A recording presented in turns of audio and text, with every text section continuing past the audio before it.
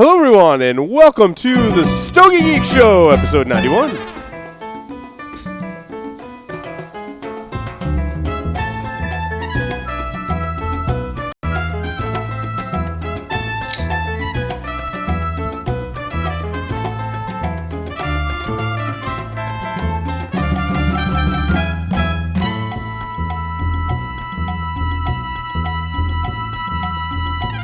This episode is sponsored by Mr. J's Havana Smoke Shop, located here in Rhode Island. They have an outstanding selection of premium handmade cigars. And by the Havana Cigar Club, located in Warwick, Rhode Island. It's a great place to enjoy a drink and a cigar. Stogie Geeks listeners enjoy $5 off coupon on our website by clicking on the HCC logo. And by Debonair Cigars. Visit stogiegeeks.com/debonair for a list of retailers who carry Debonair cigars. Buy some today and get a little more debonair. And by Ocean State Cigars. Try the J. Grotto series, including the Connecticut Shade Silk and limited edition J. Grotto Reserva lines. Visit them on the web at oceanstatecigars.com for a full list of retailers near you. Hello, everyone, and welcome to this edition of the Stogie Geek Show. I'm your host, Paul Asadorian. Thrilled to be here, as always, from Studio G on the Tiki Bar set. I'm joined by Mr. Mark Jr. to my left. Mark, welcome to the show. Thanks for having me. Thanks for having me. Yeah, you just adjust your mic. I can't Thanks hear for you. having There me. you go. Okay. And Mr. Stogie Santa couldn't be with us here in studio tonight, unfortunately. We look for his triumphant return next week. We actually will be doing a show next week. It's the following week that we will not be doing a show. So we're going to burn one down from Mr. Stogie Santa. On the lines via Skype, we've got Mr. Will Cooper. Will, welcome to the show. Evening, everybody. Yes, good to have you on, Mr. Cooper. And Missed you guys already. I know. Will was here in studio. Yeah, in studio last week. So he joins us via Skype this week. I want to talk a little bit about our smoke of the week. Is from listener Don Knott. He sent us some unbanded cigars. Each of us got a different unbanded cigar. And right here in this envelope, which I'm not going to open now, is what my unbanded cigar is. And Mark Jr. has an envelope. And Will, you have yet a different cigar from myself and a different cigar from Mark Jr. that you are smoking tonight and have the corresponding envelope as well. Yeah, mine looks like it's a Corona Gorda with a chocolate wrapper. On the pre-light, it's giving me a little bit of that chocolate, but that natural tobacco as well.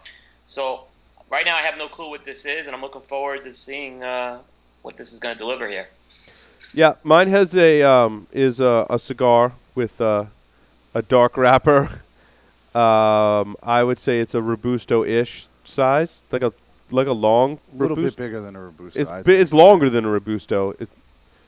Not quite, maybe a 5.5, maybe by 52. I bet you it's a 52. Yeah. It's a 52. It might be. I don't know if it's quite a 6 by 52. No. No, it's probably a 5.5 by 52. It's burning great, smoking good, tastes pretty good so far. I just lit it up, so we'll check back in. Mark Jr., what's your? Mine's a box press. You got a slight slight box press. Yeah. I don't know. What would you say? It's like a. I don't know. Robusto, maybe. Between a Robusto and a. I don't know. It seems thin for a Robusto, thick for a Corona Gorda. It's got a pretty rustic looking wrapper on it. It's a spicy little number. Well, it's got a little bit of spice going on. Like I said, we'll check back in as it progresses. Well, have you lit yours up? I just lit mine up. I'm getting a nice blast of spice right out of the gate with this thing. Nice. Yep. Nice. I wonder. I can't see yours, but from yours to it, is it the same wrapper? Between Mark Jr. and myself, the wrappers are very close. Okay. Wouldn't you I'm say? kind of curious if he gave us a different Batola for each of these. So we'll find out. Okay, so we'll check back in with the unbanded cigar. I'd like to introduce our interview. Very special guest for this evening is Mr. Gary Griffith from Emilio Cigars and House of Emilio. Gary, welcome to the show. Good evening. Gary's going to take us to church. Those of you that are viewing the video version of this show, very, very nice set that you have there. You even got the chair to kind of match. The chair looks very Regal. regal. I was looking for the right word there, and Mark Jr. Looks nailed regal. it. Yes. Right after I bite you on the neck, you'll be fine. Yes, exactly. Exactly. So a little breaking news. We got where there's an earthquake that hit the Managua area. Are there any reports in Esteli regarding the earthquake? Actually, Skip Martin posted that it was a 5.8 in Esteli, and he really felt it. And if you've never been in an earthquake, a 5.8 when you're close to it is pretty exciting. So, I've checked in with Skip a couple times and showed a couple of my friends, and they seem to be okay there. So we're good to go. Good. That's good. Now, Gary, what did you do before you got into the cigar industry? Well, I've done a variety of things. Obviously, my specialty is in chemistry. That's my training. But I've run a chain of jewelry stores, which I own. I've done a lot of volunteer work, this, that, and the other. Most people have heard it all before.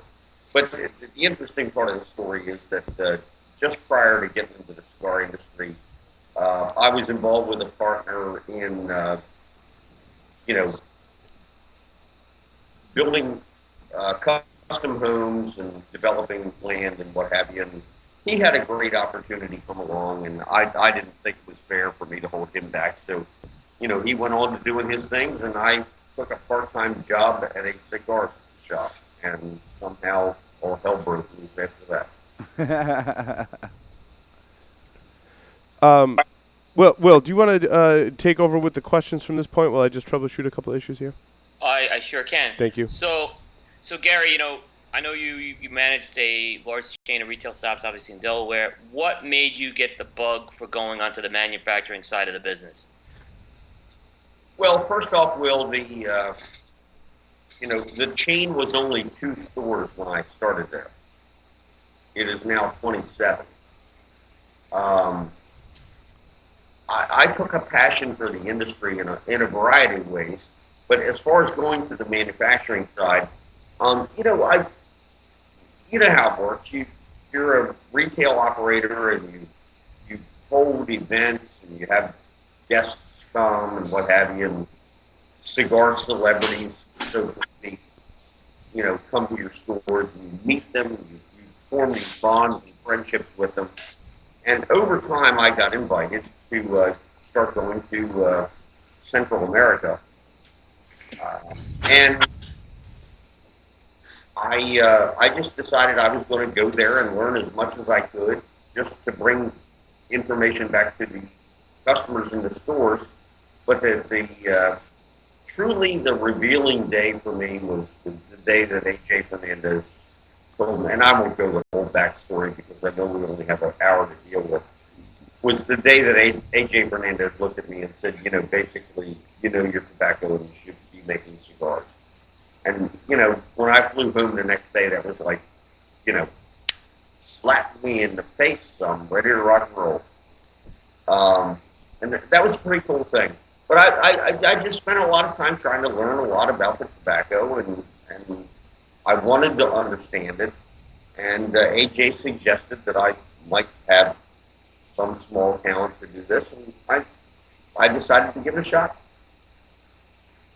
Yeah, yep. I remember you told me that story. It's that had to be a great feeling when AJ comes up to you and says that. I mean, that's just Oh shit! I was in tears the whole flight to home the next day. I mean, when he told me I should be doing that, I was in tears the whole flight home. My travel agent was really pissed that at 1:30, because my flight from Managua to Philly gets me to Philly at 1:30 in the morning or thereabouts. So, when I called my travel agent at 1:30 in the morning, he said I have to go back to Nicaragua right away. He wasn't happy. But, that's basically how it started. I mean, I had that compliment, and I just thought, what? If he believes in me, I'll believe in myself. And I'll make this happen one way or the other. So now you're in the manufacturing side, and question I had and I've never asked this to you, and I don't even know if I've heard the answer. Where did the name Emilio actually originate from? Emilio is, you have to understand that the chain of stores I work in is owned by an Italian family out of New Jersey who are wonderful people. And any normal group of people who own a business, when you tell them you're going out on your own, would have said to you, well, good luck, you're done. But that's not what they did. What they did was to say, we know you'll be successful at this. How can we find a mechanism of keeping you in the fold? We'll continue to pay you your salary. We'll support you in any way we can. All we ask is that you keep a hand in the stores. So what I chose to do, I always remember the one of the owners telling me about his great uncle Emilio, who was the cigar smoking bachelor guy in the family that always told the dirty jokes at Christmas, and all the kids loved it. And I just felt that I had never met any other person in my life that would have let you stay on, work for them, and start your own business on the side, and give you that kind of support, and promise you they would stick with you forever. So in honor of their family, I named it after his great uncle Emilio. That's really cool.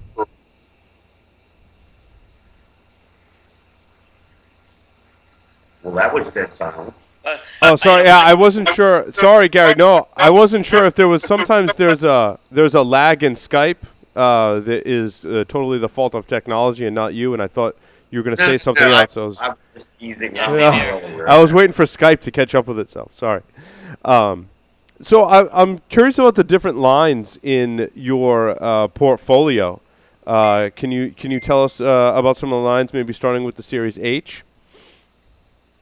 Series H was the first blend I ever did. I did two blends. They were done from the Rocky Patel factory, actually. It was a tour I went on, and then they subsequently are produced by the Placencia family. And, truthfully, I never intended to go to market at that time. It was just something fun I did. I thought, well, I'm going to make these blends, and I was kind of going to have them for myself. And it's not been until the last maybe 12 months or so that I realized people were really digging them, and I should find a way of getting them out to market. So I put them into full production, and there we go. Nice. Hey, Gary, just a question on the H. And I don't know is that cigar made in Honduras? That cigar is made in Honduras. Is that of all the House of Emilio stuff, is that the only thing made in Honduras? That is the only thing made in Honduras. Okay. I was wondering, that's amazing considering that. I just realized that when you said that. Now, is it just made in Honduras? What does the blend consist of? I can't tell you. I have to tell you. Okay, fair enough. No. It's a Jamastran Maduro wrapper, and the bulk of it is Nicaraguan and Honduran fillers. Mm-hmm. And it was my first attempt. What amazes me is that 6 years after I blended that cigar, I finally brought it to market in any kind of a big way, and people were really digging it. And so I'm halfway kind of patting myself on the back that maybe I actually did know what I was doing, and AJ was right. And also, you do the series AF. Can you tell us about that one? AF. Well, everything I do, I try to honor a tradition or there's an inspiration for it. And when A.J. Fernandez first agreed to make cigars for me, I felt it was my duty to honor the fact that he was willing to do cigars for me. You have to understand, here I am, a guy that needs 10,000 cigars a year. In the beginning, and AJ said, "I'll make them for you." Well, his actual name is Abdel, and his last name is Fernandez, so his initials are AF. So as with most things, I just decided that anything I ever blended with Abdel would always have some appendage to it. One of the greatest masters of tobacco in the world was willing to honor me by making cigars for me. I was going to honor him by recognizing where that came from, and thus the AF. Nice. So tell us about the La Musa. La Musa. Well, do you want the long story or the short story? How about at a medium pace? Okay, here we go. When my wife and I divorced, I went into a horribly deep depression. And there was this 18-year-old kid that worked in our stores, and she was constantly uplifting. I gradually came to call her my little muse. I later come to find out that she was homeless, and I thought I was a schmuck for allowing her to uplift me. And I also later came to find out that she was a magnificent artist. So we have sent her to art school, and she has graduated, and she's going on and doing some bigger things. The La Musa series is in honor of that wonderful young lady that was homeless when I was the rich gringo schmuck that was letting her lift me up when somebody else should have been lifting her up.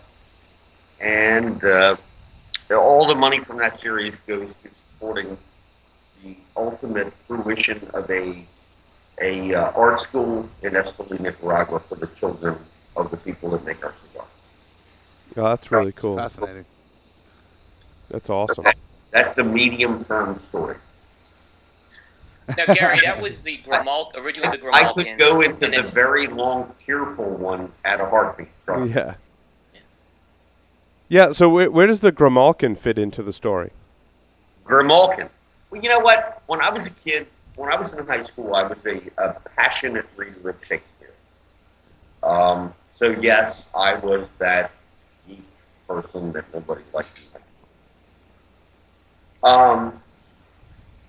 And Grimalkin is the name of the evil little familiar cat of the three witches in Macbeth. And for whatever reason, I just always liked that name. I just always thought it was a cool name. And I decided that at some point I would use it for something in my life. And then when I got into making cigars, I thought, there you go, perfect opportunity. And I used it for the name of the cigar. Little did I realize that given the factory that I made it in, it would, to some degree, infringe on some of the things that were being done by a dear friend. And so I chose to change the name. Gary, was it planned that you were going to do several? Was it going to be like a Grimalkin series, or was it, did the Grimalkin? Was it going to be a Grimalkin series and then you changed it over to a La Musa series? Was that originally what you were thinking? No, originally the Grimalkin was a one-off. And it wasn't until I had to change it to La Musa that I decided that I needed more fundraising capacity to do the school. So when I changed it to La Musa, I decided to extend into other blends and do more with it and raise more money for the school. Now, Gary, you said you had to change the name because of a friendly, not dispute, I would say, right? But there was name overlap. Have you kind of changed your strategy about how you name things based on that experience? And I say that because I actually gave a presentation yesterday at a conference related to the trademarks. No, I'm not. I will always do everything I do the way I do it. If I subsequently discover that it in any way impedes or impugns or impinges on somebody else's thing that they're already doing that I have respect for, I will change it immediately. But and I'm sure you guys have seen this. Everything I do comes from the heart. Everything I do is done with inspiration. I can't take that inspiration out of what I do. I'm sorry, I can't do it. It's impossible. So, I may occasionally come up with something else that just won't work in the long term and I have to change it. I'm not afraid of that. I'm not afraid of that at all. If somebody wants to sue me for whatever, God bless them, have fun with that. But we have too many enemies from without in this industry to have enemies within. Dude, just give me a phone call and say, hey, I think this is a problem, and I'll fix it. It's that simple. But everything I do will always be named from the heart and from the basis of where it came from at the time that it inspired me. Having said that, Gary, the Los Regalos Quetzatl. Did I say that? I knew you were going to go there. I can't. Can you pronounce it for us? Because we suck at that. Los Regalos, Quetzal. Quetzal. Is that how you say that? Yeah, Quetzal. Yeah. So tell us about the origin behind that name, and then a little bit about that cigar. Well, I just had this wonderful idea that we would do this Mayan-themed series of cigars. And of course, the Mayans revered the bird, the Quetzal, and since I'm a passionate and crazy bird watcher, Quetzal just struck me. The Quetzal is a beautiful bird. If you're not familiar with it, you should look up a picture online. Little did I realize that someone already had the trademark of Quetzal. We did our research, but we used our guy in Wilmington, Delaware, who is not as good as perhaps some of the guys that do nothing but cigars. We didn't find anything, and we thought we were good to go with it. And thank God for Jonathan Drew, because when he saw the boxes and realized we had, he remembered that someone else had that trademark, he immediately contacted them, and through his good grace, worked out a deal whereby we could dispose of the initial production and change the name afterwards. And we have still not settled on what the ultimate name of it will be when it goes forward. Gotcha. Gary, tell us about the drag. Is that how you say that? No, drag or queens, and those are mostly guys. I'm not sure if you're aware of this. Or not. Yeah, we are from New England. They're around. But I have a funny story about that. If you're going to talk to me about this kind of stuff, you need to learn Welsh. So, Cwrs Cymraeg I mi drego. Drag. That's what I said, right? No. Drag. I said drag, like drag queen, huh? Yeah. Sorry. Drag. Drag. Okay. So drag is the Welsh word for dragon, which is the national symbol of Wales, and that's where my family came from. And when I decided to do my first limitado, I felt that I would honor and again it goes back to what I try to do with most things. I decided I was going to honor my family's heritage by naming all my limitados with drag. And the dregs would be very special cigars that would be very unique, perhaps not always to everyone's liking for various reasons, but quite frankly, I didn't care. Small production things. And so the dreg series basically is when I run across a batch of tobacco that once I stuff it in my nose and go, holy shit, I got to do something with this, those become the dregs. and I'd build a cigar around it. Yeah, Tim Magarini, who was on many of the early episodes in this show, I actually had a chance to have lunch with him yesterday. He thought very highly of the drag, and I think the band probably for me is one of the more unique bands that I've seen. And we review a lot of cigars between the four of us here every week, right? So can you tell us a little bit about the band and I call it the Pink Dragon cigar, and then everyone instantly knows exactly what cigar that I'm talking about, but I'm probably grossly understating the significance of the band. So obviously, we're talking about the Drake Day. We are sitting in the chapel tonight that is dedicated to the man behind the Drake Day.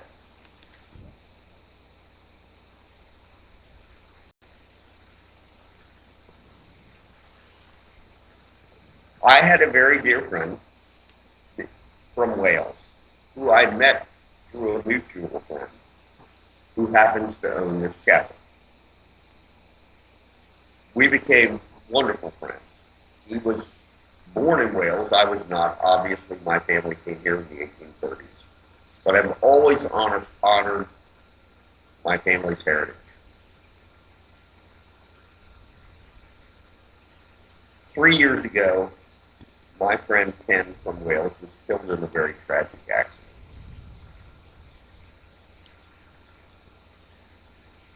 I had already blended the first Dreg blend dedicated to my family in Wales, and when Ken died, I decided to name it the Dreg K after Ken.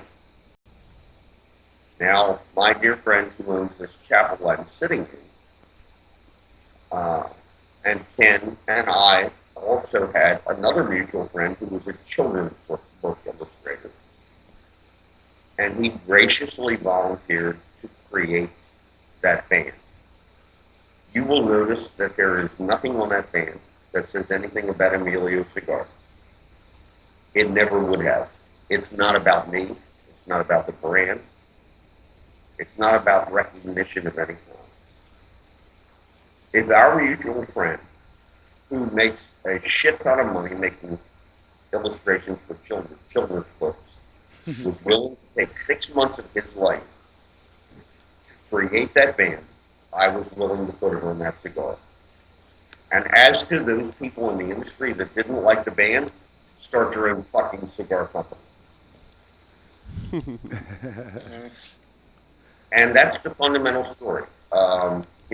I could not turn Tom down when he came to me and said he wanted to be part of the process to create the band. It means a lot to me.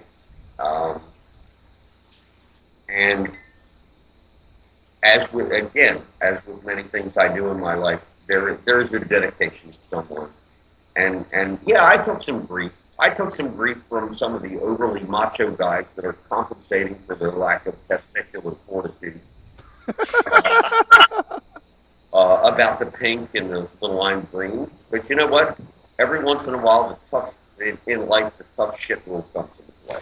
You know what, Gary? As a general rule of thumb, I tend to find that the colors in the band don't affect the flavor. No, you're not smoking the band, so right. Get over it, And I've had this issue from the beginning. I had the issue with the AF band. Nobody has yet gotten the fact that the AF bands, I have a very specific marketing thing that I'm going to do ultimately with those, and everybody says, oh, they're too plain, blah, blah, blah. Well, tough shit. It's what I'm doing. It's my cigar brand. That's what I'm doing. And there's an ultimate goal there. And just because I haven't disclosed it to you doesn't mean that your judgment is better than mine. Gary, I want to pause for a moment. What are you drinking? Are you drinking a fine spirit there, or? I'm having water. Water, okay. I thought you had a glass with spirits in it. I also want to take. I'm getting some feedback in my headphones, Chris. If you could look into that. issue. And by the way, we're getting close to that stage in the show where I do my normal thing. What's that? Oh, I know what it is. Yeah, Will knows. Well, we'll have to wait and see. Talk amongst yourselves. I'll be back. I got to take a look. Okay. Yeah, I'm not sure where the feedback is coming in my headphones, guys. How is it's gone now? So, guys, how is your cigars doing? Mine's actually quite nice. It's still spicy and peppery, but it's gotten a little bit of a like a cocoa powder type taste to it. You know, it's I'm really enjoying it. It's got the perfect draw, like perfect draw. Yeah, I had a little bit of funky burn stuff going on in the beginning of mine. That's settled down, and that really, I think, contributed to some more of the balance coming out in the cigar. That spice for me is dissipated. Still a little bit of pepper, especially in the retrohale. The flavors are very good. I'm trying to pinpoint what the flavors are. I'm not quite there yet, but I'm enjoying it. Will, how about yourself? I'm getting some chocolate off this cigar, and the spice leveled down a bit. It seems to be a pepper spice, but I'm getting some cedar notes mixed in there too, and the chocolate's got a little bit of a sweet quality to it. So this is smoking really nice. I have no clue yet of what it is. I'm in my head. I'm thinking this is Dominican, but I've been way off base before with these, and I'm sure I am again. So. Oh, you're always off base. Hey Gary, this is Mark Jr. I'd like to ask a question if I could. Being that you're so passionate about your cigars, do you find it difficult to have a favorite, or do you have a favorite, or is there just that it's purely on the tobacco side of things, or is it hard to separate those two things? You know what? I like to smoke what I'm in the mood for at the moment, and I think that's what everyone should do. So I smoke all across the board. Not just my own stuff or the House of Emilio stuff. You know, if I'm in the mood for something that's done by Matt Booth or Jose Blanco or Pete Johnson or Dion Gioludo, or that doesn't matter to me. You know, I'm not a cigar bigot. You know, I like to smoke what I like to smoke at the moment, and what I think fits the moment. And I think there's an awful lot of good cigars out there on the market, and it would be a disservice to them for me to say, you know, I'm only smoking my own stuff. You know, there's a lot of good cigars out there, and I would just assume I love smoking everybody else's stuff because, you know, it just inspires me. The degree of talent that other people have, the level to which, you know, I hopefully someday would be able to take myself. You know, I'll smoke anything. No, I have no favorites at all. I can smoke virtually anything, assuming it fits the movement. Yeah, no, Gary, that's a great answer. You know, there's a lot of people that fall into different categories of, well, I don't like this type of cigar or that type of cigar, but depending on the moment, what time of day, eating, drinking, your mood, right? I think that definitely defines more of what you want to smoke in that particular time. Gary, what's the status of some of the lines such as Carpe Noctem and Mia Dora?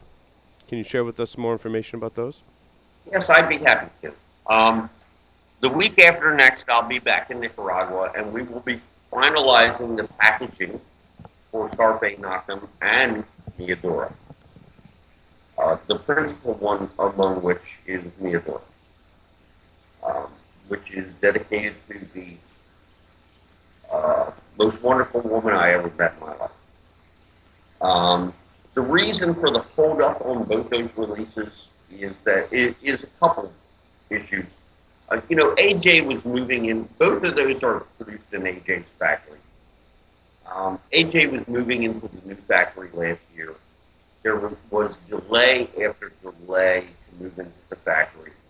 I consider AJ my brother.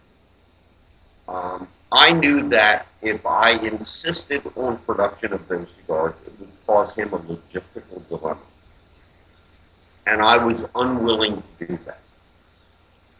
I just, I can't force, I'm not a big enough operator to try to force somebody else to do my bidding.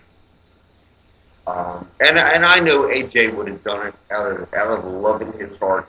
He would have done anything he could to make it happen. But I could not bring myself to ask for that. So I delayed production of that of both those blends until after they were in the new factory and well settled. Last month I was down there and we agreed on how the packaging would go. The blends are already done. These are the first two instances in which I will have gone a bit over the board as far as packaging. It's the Mia Dora in particular, since it is dedicated to the love of my life. The packaging has been a big issue, and the factory, I'm sure, is getting tired of me trying to make sure it's perfect. So, those were delays there. I expect that both of those will come out around the time of ICCR. Excellent. Excellent. Are there also plans to extend the La Musa and Los Regalos lines, and what can those extensions look like? There are two additional blends planned in the La Musa line, which have been planned all along. The next two would be the Eode and the Miami. And both of those blends are already done. They will happen when they happen. And, I may pump up the packaging on those a little bit. I'm not sure. I'm still a big advocate of not putting a lot of money into packaging, putting money into tobacco, but I'm getting a little pushback on that in the marketplace. So, if the retailers want to pay more money and pay for boxes that nobody smokes, it's okay with me. As to Los Regalos, that was done with a very dear friend of mine who worked at a factory in Nicaragua. He's now back in the Dominican Republic. I'll continue to work with that factory. I will produce additional lines within that. Obviously, the Quetzal name has to go away, but there are 3 additional blends planned within the Los Regalos series, and one Limitado, which is based exclusively on 2006 tobaccos. And I'll find out more about that in about 10 days when I'm there. Excellent. How often do you get to go? Do you go visit the factories and do your blending? I try to get down 5 to 6, 7 times a year normally. I think it's going to be a lot more than that going forward. I was just there 3 weeks ago. I'll be back there next week. I think I'll be spending ultimately about 15 days a month in Nicaragua when all is said and done by the end of the year. And if things go right, I hope to have a home there and spend about 3 weeks a month in Nicaragua and 1 month here in the States. Nice. What's your blending process like, Gary? When you take me through when you get to the factory and you're working on blending either a new line or extension to an existing line. What's kind of your process and some of the things that you go through when you're creating a new cigar? Well, it kind of depends on the factory. The factories all work in different ways, and I try to respect those ways. So some factories, which is one of the, you're going to ask this question later, and I'm going to answer it now. In the Dominican Republic, and the reason I've never worked in the Dominican Republic is historically what they do is they say, here's 3 blends, pick one, you're done. That's not how I work. I want to play with tobacco. I want to understand tobacco. I want to smoke every tobacco that's in that blend individually. I want to know every aspect of what's going into that cigar. They'll do that in Nicaragua. Um, so for the traditional, you know, production cigar that I might do, I will normally come with a base blend. The factory will give me their concept of what they think might achieve that, and we'll begin a long tweaking process from that. For limitados, I do it very differently, I think, than everyone else. I start from one base tobacco, and I build the entire blend around it. So, you know, it just kind of varies depending on where you're at and what you're working on and what tobacco they have access to and what you can accomplish. But for production blends, yeah, it's a matter of me going to the factory and saying, okay, I've played with this tobacco, this tobacco, this tobacco, this tobacco. Let's combine them in this way. And then we just evolve the process from there. But for limitados, it always starts from one tobacco. And I build the entire thing around it. Yeah, you know, I think that's, you know, Gary, I think you made a really great point, and it kind of likens, I relate it to being a cook, right, is you want to taste the individual ingredients and understand the flavors and taste and aroma that they provide, and then work on kind of blending it together. I really respect and appreciate your answer on that, of, you know, smoking the individual tobaccos and seeing what they are and then blending them together. Yeah, there's no question. And you have to know that. You have to know that because that builds on your future. If you take, you know, 100 bales of Escalera Ligero and you play with those 100 bales and you take the time to understand why each bale is different, what's a little different about each one, then you built on your future. You're able to go back later and say, okay, if you get this kind of stuff from here, we're good to go. And you shorten the process as time goes on. But I just love doing it, man. I'll tell you, I love doing it. You know, to stand in a tobacco warehouse and open 100 bales of tobacco and smoke a little bit of each one and understand the difference between each. And obviously, you can't do this without the benefit of people like AJ Fernandez or Jaime Garcia or Jose Blanco or whoever. You know, you have to have those people to teach you those things.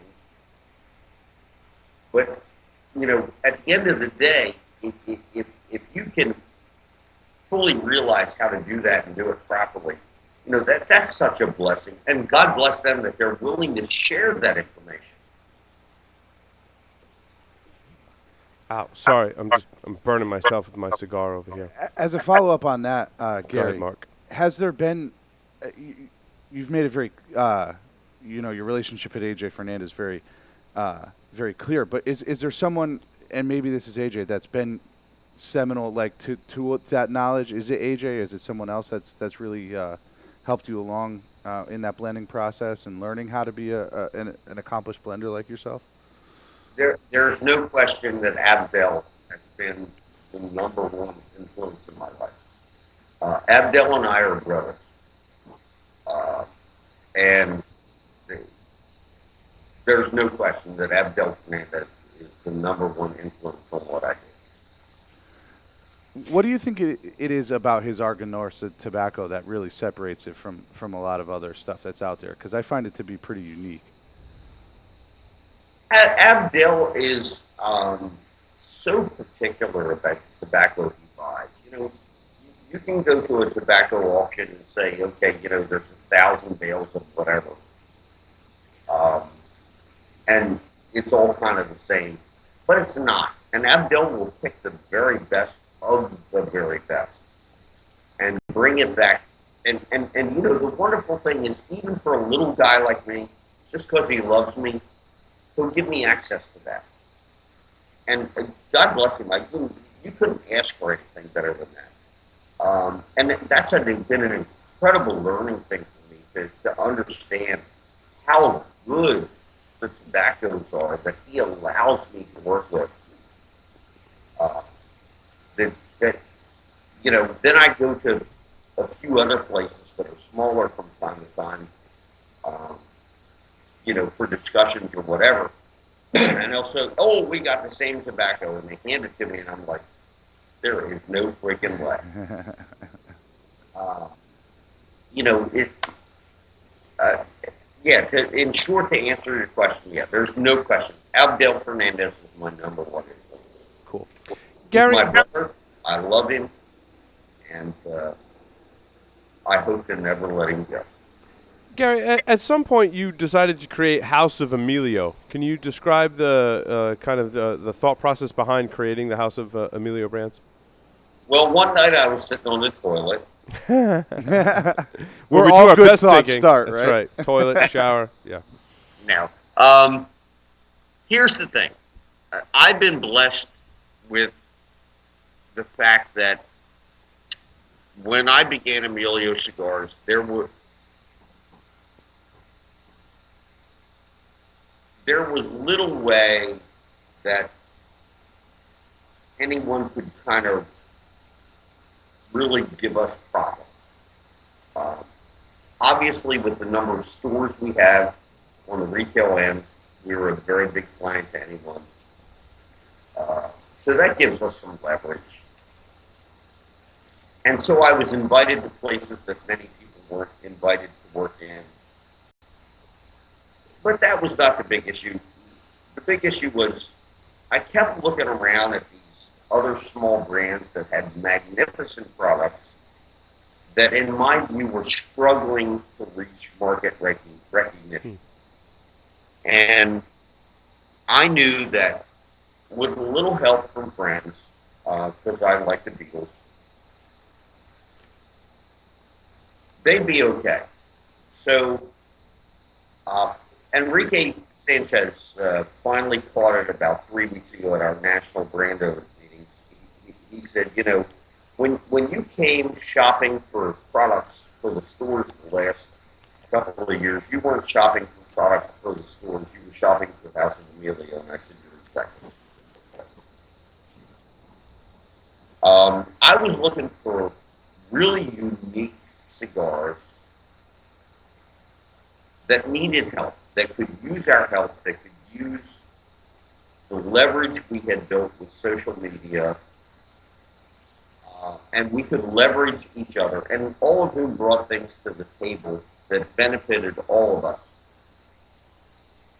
and that we could coalesce into this group of brands that supported each other and remained our own identity at the same time. And I'll admit it was kind of a unique concept, and I've taken some heat in the marketplace for having developed the concept, but it has worked. And it was just a matter of me looking at what I had accomplished with Emilio itself and saying, these other guys deserve the same break. They don't have the financial resources I have. They can't get to where I am as quickly as I've done. But by God, they have good cigars. Their hearts are in it. They've invested everything they have in their life in this, and they've done it for the right reason. Not for money, but for passion. And when they've done it for passion, they're welcome into the family. And so I decided to just kind of create this crazy thing that, and interestingly, and I don't care if the competition knows this because they know it already. There are no contracts. By the time I invite you into the House of Emilio, I know that you're my brother, and I know that you will never let me. Gary, how do you measure success with House of Emilio? How do I measure success? Hmm. Is that your question? Yes. Well, I think you measure your success by, how able you are to establish yourself in the marketplace, and by how many facings you're able to place in a particular location. Um, I don't force the sales reps in any way to try to stuff everything into every location. I encourage them to give the retailer what is best to fit the retailer and to work with that so that it benefits the retailer best. Coming from a retail background, I never appreciated somebody telling me I had to carry 700 facings of their stuff or else they were going to cut me off. So my perspective is, give the retailer what will work for them, and what they can get behind and make work for them, and you have success. So if a retailer is reordering on a regular basis, even with just 2 or 3 lines within the group, and they're doing well with it, that's a success to me. Mm. That's helping that retailer. That's helping that B&M retailer stay in business. And if we can find any way of doing that, because I'm a big advocate of B&M retailers, then we've done our job. Are you looking at new brands to bring into the House of Emilio? I always look at new brands. If you have interest in that, I've interviewed 3 brands this week, and probably over 50 since the beginning of the year. Well, what qualities are you looking for in a brand that you want to bring under the House of Emilio? What I'm looking for principally is good factories, good blending, good cigars, and the right reason that the cigars exist. When a guy comes to me and says, look, I started this brand because I was working in a cigar shop and I realized I could make more money by having my own brand, he already does not belong in the House of Emilio. He's in it for the wrong reason. Mm. A guy comes to me and says, look, I had this dream, just like I had this dream. I had this dream that I was going to start my own brand, and I was going to make this happen, and I was going to do this, and I was going to do this, and I was going to do this other, and I was going to outshine everybody in the market. You've got potential, brother, but you don't have it all. You have to bring something to the table. The first thing you have to bring to the table is, in the House of Emilio, we don't work as partners. We work as family. If you mess with one of us, you've messed with all of us. Everybody that comes into the House of Emilio is family. When one of us has a nightmare in the middle of the night, everybody calls to make sure you're okay. That's what I want to see. I want to see that symbiosis. I don't just want brands coming into this because they're available. There's a shit ton of brands available out there. I could take in 500 of them tomorrow. I'm not going to do that. What I want is the people that are sincere, that their heart is in the right place, that when they come into this family, they truly understand that it is family, that they must cooperate with everyone else, that they must help each other, and that together we will lift each other up to a higher place. And if they're not capable of understanding that, they don't belong in the House. Well, you had a question for Gary about the launch of American Boutique Cigar Manufacturers Association. Oh, God, don't start that. Nah. Now we have to ask that question. Will, you there? Will obviously died someplace along the side. He might be my mic was off. Yeah, I was going to say he must be muted. You're supposed to leave your mic on, Will. Haven't they taught you anything? We try. Yep, we Yeah, can we hear you got you. well. We got you, buddy. Okay. Hello, Okay. hello. Yeah. So yeah, Gary, I guess there was an announcement made, basically that you were, I guess, spearheading. I don't want to say you're the guy who's formed it or initiated it, but you've definitely gotten behind this American Boutique Cigar Manufacturers Association. Tell us a little about why it was formed and where it stands right now. All right, where it stands right now is that for the last couple of weeks, obviously I've been very busy and I've neglected it, but we're going to get back to it. The American Boutique Cigar Manufacturer Association came out of a discussion that Glenn Luke from CRA and I had a few weeks ago at DC Meetup. And Glenn suggested, and I'll give him full credit for this, that there's a lot of boutiques out there, and we need to cooperate with each other. But he didn't have time to pull with it, and if somebody would take the helm, he'd be tickled for it. So I volunteered to spearhead the operation, and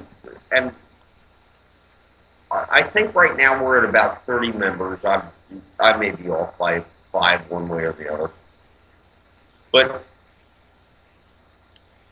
it's always occurred to me that one of the fights we continually lose on the national front is the tobacco fight. We can never win a tobacco fight. It's just not going to happen, and everybody has to accept the reality of that. We can never win a rights fight.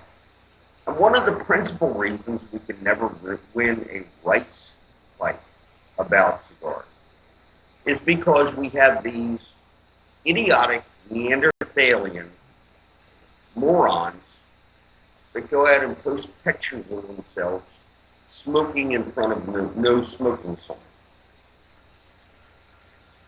And when they do that, what they fail to understand is that the 80% of the public doesn't give a crap whether we smoke our cigars or not until we shove it in their face. And when we shove it in their face, we alienate.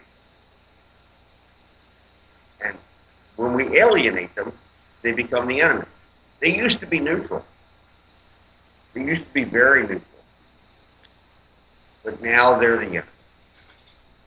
And I watch people in this industry do this stupid crap all the time. It's idiotic. It's moronic. I believe that what we need in the industry to protect the small manufacturers is a different argument. And that is the small business argument. We are all American small businessmen. We've invested our lives, our hearts, our money, and everything we have in what we're doing. I'm sorry, Gary, we're running short on time. I wanted to get to one of Will's question about Ezra Zion and Cigar Federation. Oh, you just cut me off on that one, didn't you? I did. I'm sorry. Yeah, we've got about Paul, 4. I gotta ask this question. Yeah, we got about 4 minutes left, so I wanted to make sure we got in this last question. All right. So Gary, No. we talked about this before.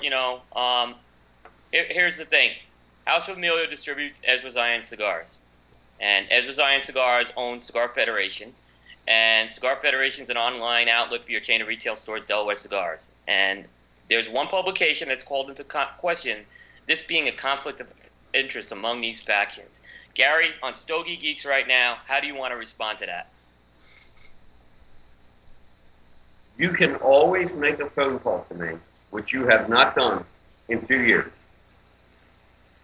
and get the answer to your question. And if you're incapable of dialing a telephone, I feel sorry for you. That's my answer to that question. Okay? I am sick and tired of the persistent little pokes being pecked like a duck to death same source over and over again. You have my phone number. Call me. Grow some balls and do it. Gary, with the about 3 minutes we have left, are you ready to play 5 questions with the Stogie Go. Geeks? 3 words to describe yourself. 3 words. Old, green, and wrinkly.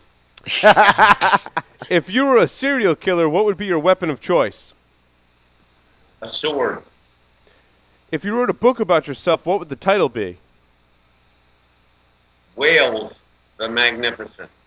In the popular game of Ask Grabby Grabby, do you prefer to go first or second? I have no idea what that game is, but I'll go second. It's popular in Europe. If you could have dinner with one celebrity, who would it be? With one celebrity. In my mind, a celebrity, Dora Sure. Caletti Lily. Who's that? Say it again. Dora Caletti Lily. Excellent. Gary, thank you very much for appearing on the Stogie Geek Show. It was wonderful having you on the show. I enjoyed our Thanks conversation. for having me, man. It's been a blast. Awesome. It's great to see someone with the amount of passion you have, Gary. Thank you. Yeah, Absolutely. Gary, always a pleasure. With that, we're going to take a short break, come back, and talk about our Stogies of the Week. Stay tuned. Don't go anywhere.